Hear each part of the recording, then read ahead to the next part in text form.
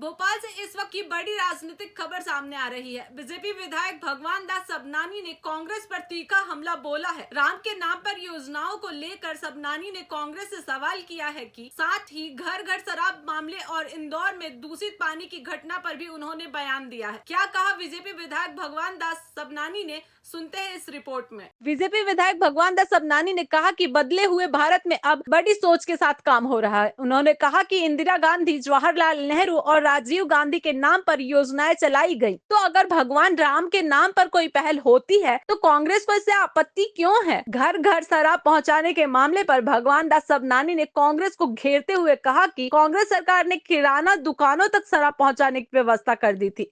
उन्होंने कहा कि नए साल में शराब का उपयोग करने वाले लोग करते ही हैं। मैं व्यक्तिगत रूप से नए साल को नहीं मानता, लेकिन सार्वजनिक हुड़दंग न हो इसी वजह से इस तरह की व्यवस्था की गई होगी। वहीं इंदौर में दूषित पानी की घटना पर बीजेपी विधायक ने इसे काफी निंदनीय बताया। उन्होंने कहा कि सरकार इस मामले में लगातार कार्रवाई कर रही है। इस पूरे मामले की निगरानी मंत्री कैलाश विजयवर्गीय कर रहे हैं और दोषियों पर सख्त कार्रवाई की जाएगी। के ही मुख्यमंत्री नाम निकला था, तो हमको अगर राम के नाम से विकसित भारत, जी राम जी के नाम से अगर योजना बन रही है, योजना है, तो उसमें आपको दिक्कत क्या है?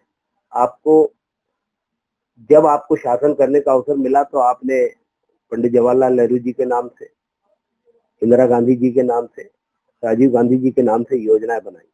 आपने केवल नामों में लोगों को उलझा के रखा, वस्तुतः काम नहीं हुआ।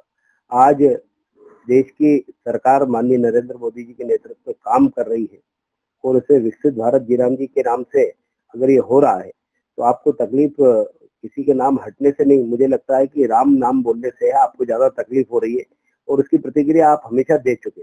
राम मंदिर के निर्माण के समय भी, उसके भूमि पूजन के समय भी, और यहाँ तक कि जब आपकी सरकार थी तो जब दूरदर्शन पर एक कृषि दर्शन एक समाचार